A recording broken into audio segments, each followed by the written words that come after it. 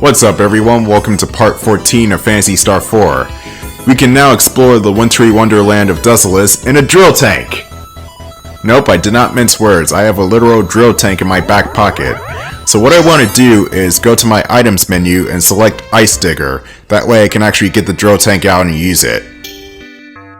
But first I'm going to sell off some stuff. Now you can actually see that the Ice Digger is in the inventory, but you can't actually sell it. I mean, why would you sell an important item like that? The same thing could be said about the Cycle Wand and the Land Rover. Those are important items, and I still don't see why it's not somewhere else. It's in the general items list. You can't separate anything. There are a couple of places to explore on Dezolis. This is the part of the game where everything becomes open-ended, before everything quickly becomes linear again. But for right now, I'm just going to enjoy the open-endedness. The first destination that's closest to me is going to be to the northwest. Northwest. Oh, Altalons. Or Altalons, I think that was supposed to be 2 words. They are extremely weak to fire, so be sure to use the tank's napalm bombs in order to kill them in one shot. And what do you know, we got more talons. Ouch! Stop pecking me to death. How are you even doing damage? We're in a freaking tank. Asshole. You'll still get EXP and Meseta from tank battles, but significantly less than if you were to fight something on foot. Anyway, here's our first destination, the Mystic Vale. This place is not too bad. All you have to worry about are tech plants, which Rune can actually neuter with his seal ability, so they can use techniques, Rune can take it away. And they are definitely allergic to fire.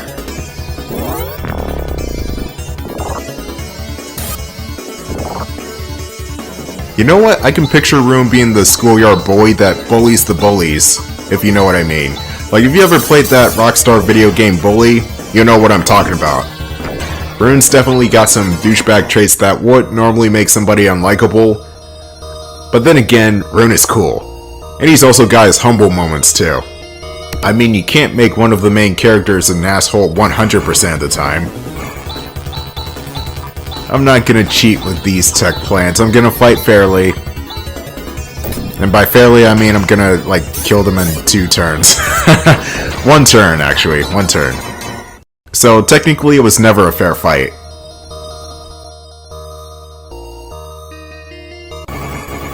Okay, we got new enemy types. We got the Hungry Moles and Sky Tiaras.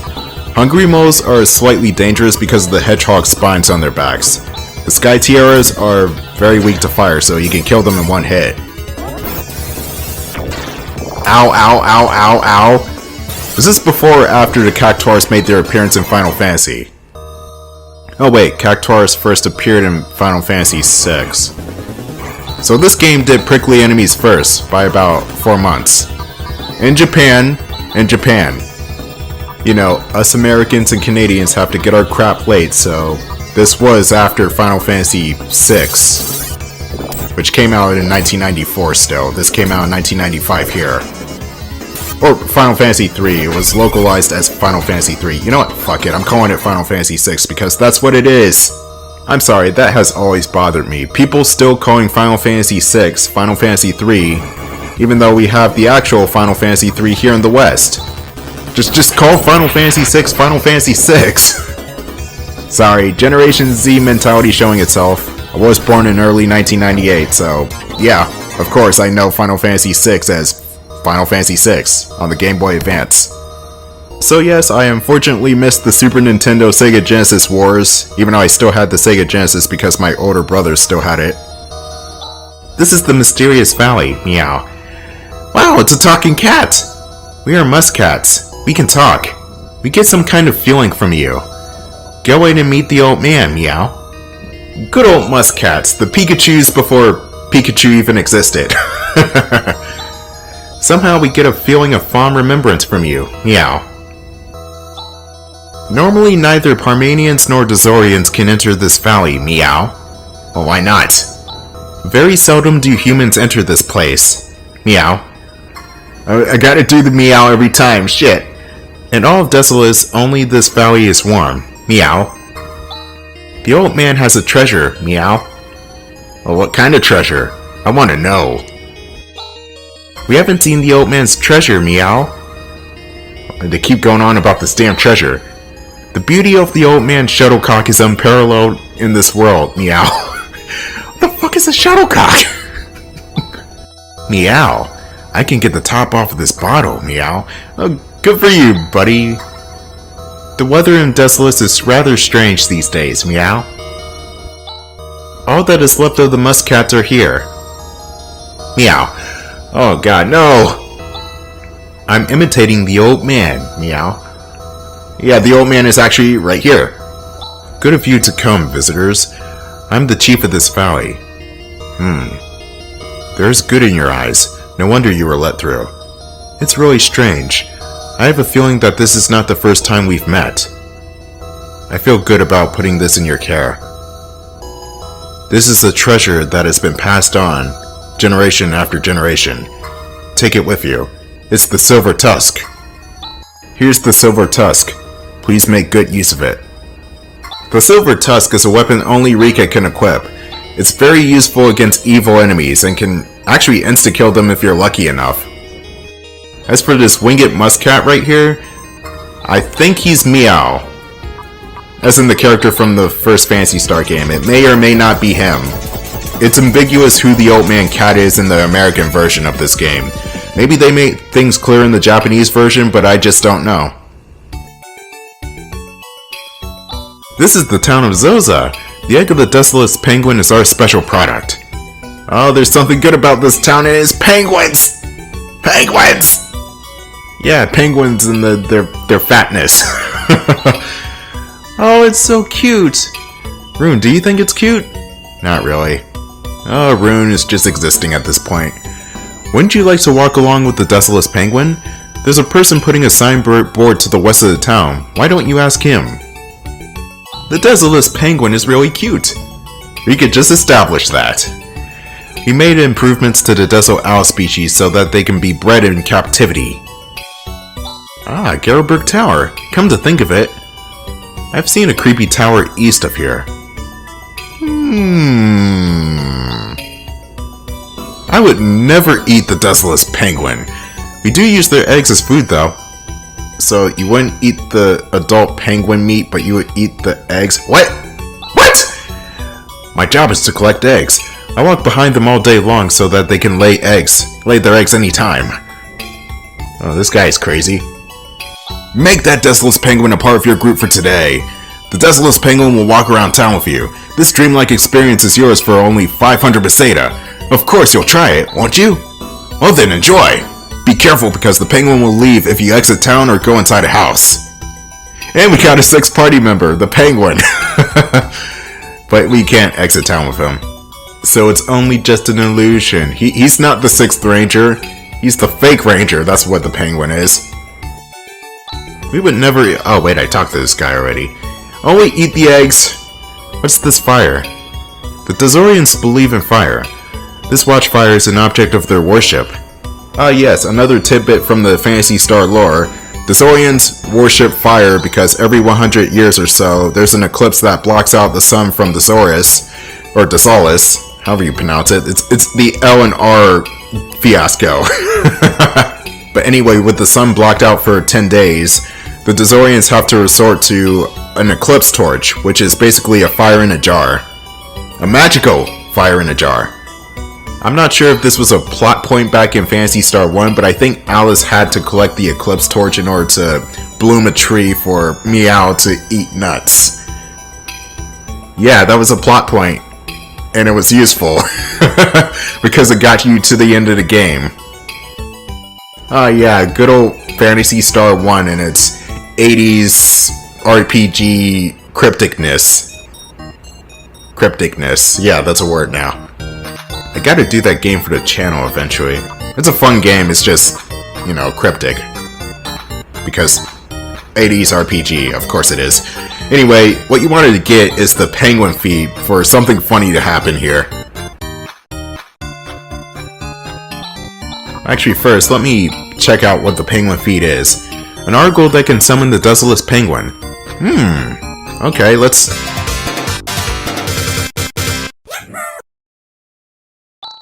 Oh! Penguin feet is stolen! Good job, Chaz. Hero of Algo, my ass. Anyway, one awkward jump cut to the item shop, and we're getting a Phanta robe, which is really good for... Honestly, I don't even know what it's good for. It says it creates an illusion of the wearer, but I'm not sure if that means it helps create the illusion, like Rika's illusion spell, or what. All I know is it boosts your defense like crazy, so that's why I'm putting it on. And with putting on the Phanta robe, I'm discarding the silver mantles, which means I can sell them. Yeah, sell that one too. You got weapons here, but they're completely situational. You got the Flame Sword, the Thunder Claw, the Tornado Dagger, and the Dream Rod. Dream Warriors! Don't wanna dream no more! Anyway, don't buy these. They're completely useless. I mean, they're good for, again, situations, but... your skills will do just fine. It's like, why would you buy the Flame Sword to use Flaily when Rune can do Flaily and do more damage with it? And not even really Flaily, because that's outdated. Rune can do other abilities naturally and he does more damage with those. Like Nafoi, Nawat, Tandle, Ephis. I don't even think I got Rune Ephis yet. Anyway, the Climate Center starts off with a boss fight, and it's Gilagua. The fuck is up with these names? This monster is meh. He attacks with fire breaths and his pincers, but he doesn't really do that much damage. Then again, it might be because I'm overpowered at this point. Okay, maybe not do Flaily since that move is outdated. I just said that that move was outdated and I freaking did it. Way to go, past me.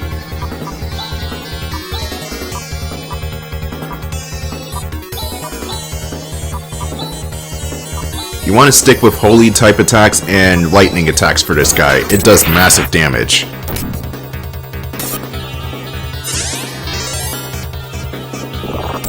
Ow! These attack animations are violent, holy shit. That has always been a thing ever since the first game. Just really detailed sprites and animations. And then the third game fucked it up for some reason. Yeah, remember all those different animations for different attacks and stuff? We're just gonna go with 2 frames of animation for most of the enemies. And they're gonna be long and drawn out. Yeah, that was Phantasy Star 3 in a nutshell. At least with Phantasy Star 2, the battles were just as slow as 3, but they still looked good, and everything looked like it should. Even without the backgrounds, because everything was on a Tron grid for some reason. People will complain about the Tron grid, but I actually like the Tron grid in 2, because it makes everything look more cyberpunk. This seems to be the control system for the Dezorian climate. The monsters have been making a nest! As I suspected, this must be the cause of the abnormal weather. Let's investigate. Oh, it's no use. I've been telling ya, the cause of the snowstorm lies in the Garberg Tower! Ah! You know, I'm starting to feel bad for Raja. Nobody's listening to the old bastard. But anyway, the Climate Center is... here. It's just a thing. Orthopods. They are kinda tanky to physical attacks singular, but your skills like Air Slash and Disrupt should cut through the armor. Nobody's stopping these guys, they're just that damn good. So yeah, there's a treasure chest down here, and it's gonna be a repair kit for Ren, so just in case he falls in combat, you can resurrect him. Ow, oh god, why are you shooting at Rika? She did nothing wrong. Yet. She was just standing there minding her own damn business and you asshats decided to shoot at her with bullets and shit. Ren's napalm shot does wonders against these guys. It has a slight fire effect, more so than any other weapon that Ren can carry. Jeez, what happened in that fight? Rika's already at 54 health. That is not good at all. So let me heal her real quick. Anytime you need to heal somebody, just use Raja. He's a beast, man. Raja's just a straight up beast when it comes to healing. He's got the second most TP count off any character next to Rune, so don't be afraid to use Raja. And also Raja's ability of Ataraxia, I think that's how you pronounce it, which restores TP points.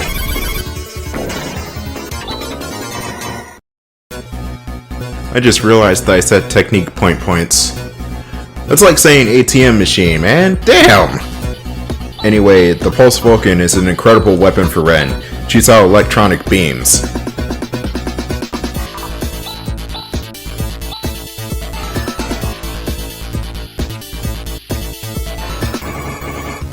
A surprise attack on new enemy types, Wiredynes. Wiredynes have slightly average armor and super high attack power with their wrecking balls. But since I caught them by surprise, they won't be able to attack with those wrecking balls. And Ren and Chaz leveled up. And Rune. Oh, Ephis! Ephis is such an awesome ability against pure evil enemies. And you can also pair that with Chaz's Crosscut to do Grand Cross, which is a massively hard-hitting ability that destroys everything on screen.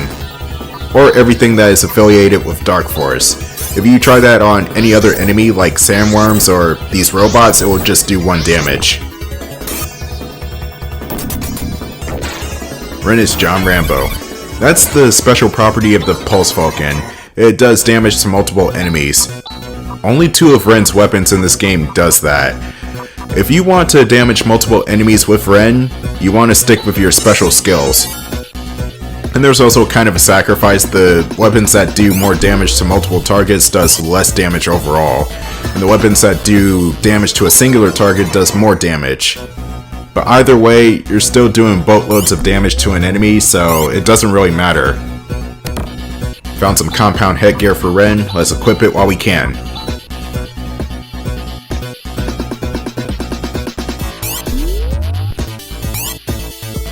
There's gonna be more items up through here, as well as more enemies. The Protect bit is a bit more... it's a little bit more dangerous than its counterparts. It attacks with lasers and bullets, so you have to watch out for that. But the good thing is, it is weak to gravity magic. That's the gravity magic. And for a while, I thought that was actually electricity, but no, it's gravity. It's a gravity well. Seriously? Right in front of the treasure chest? I guess every RPG has to do that at some point. Anyway, more Wiredynes. They are just as pathetic as ever before. They kind of look like tiny Voltron toys. I used to have some of those action figures growing up. Anyway, with that treasure chest out of the way, let's go down.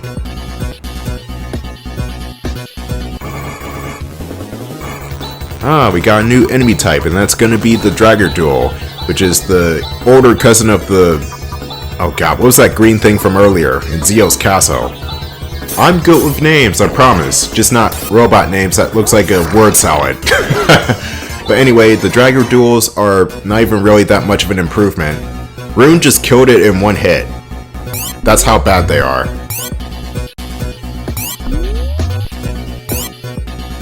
Go north, the rest of the level is up here. And this is where I start to run into a plethora of enemies right next to a treasure chest. God damn. And all that for a repair kit. Well, at least Ren won't be able to die so easily now. Anyway, you go left and there is an elevator. You take that downstairs. And there's nothing over in the far left corner of the room. I just went over there to check it out, but there's no treasure chest over there. More Protect bits and Debugger Duels. I'm just gonna use group attacks for this one. That laser's pretty nasty. Gotta watch out for that. There we go. Now we can proceed with the rest of the dungeon. Yeah, see, just a dead end. And a trap for enemies to catch you off guard. Oh, so many encounters. Okay, it's a single Debugger Duel this time. I'm just gonna go with a couple of basic physical attacks with this guy. Yeah, not that much health or defense at all.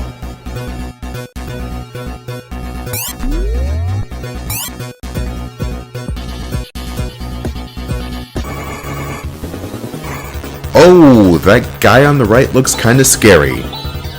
The Debugger is a very tough enemy. He's got a shit ton of armor for one thing. And it attacks with its fist. And on some occasions, punch somebody in the face twice in a row. Let's avoid the Debugger attacking twice in one turn.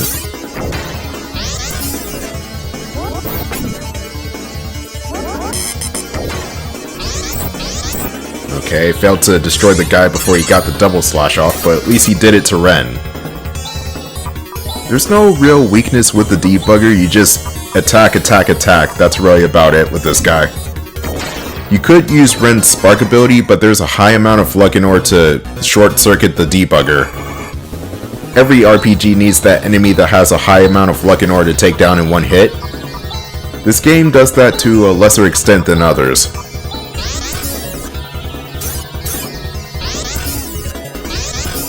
Okay, we get it. You want us dead. I want you dead too.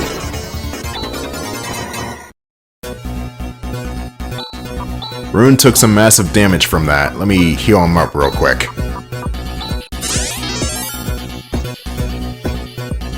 Follow the golden line on the floor. It's kind of like following the yellow brick road. We even got a Tin Man in the group. Anyway, we got... oh, Myodyne and an Arthropod. Arthropod, I've been pronouncing it wrong the whole time. Anyway, these guys are weak to magic. And also Rika's claws.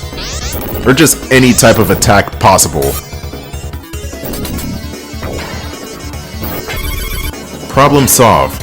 Now, this elevator is going to lead to the final room of this dungeon, which will lead to the boss.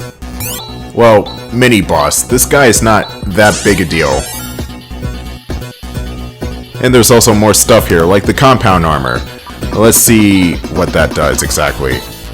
That raises our defense points by 10. Not bad, not bad.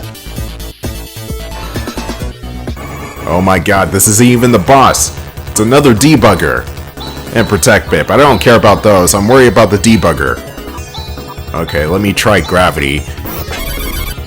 Okay, maybe the Debugger is weak to gravity.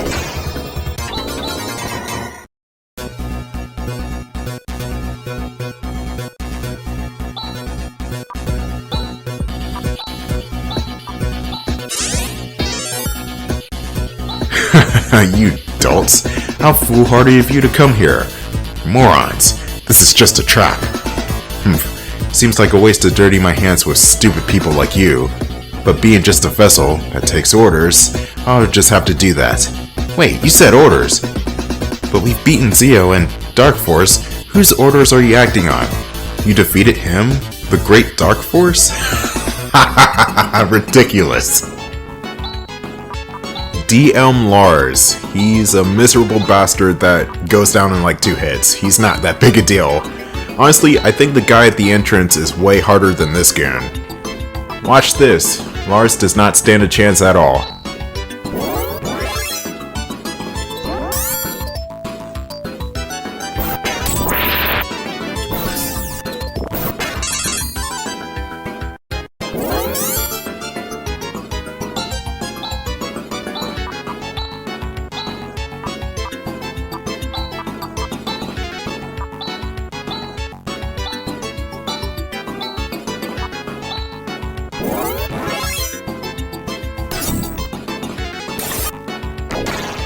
Oh, jeez. That Ray Blade alone was kind of fearsome. Blast! This bothers me. I was talking like that creep Dark Force was still alive. Yeah. Chaz, there's nothing wrong with the climate control system. So it really was a snare. See, just like I said, we have to go to the Gereberg Tower. Yeah, I think Raj is right at this point. We have to do something about this so-called Gereberg Tower. If we can even find the fucking thing. Anyway, that's gonna be it for part 14 of Chaz Ashley and the Drill Tank. Stay tuned for part 15.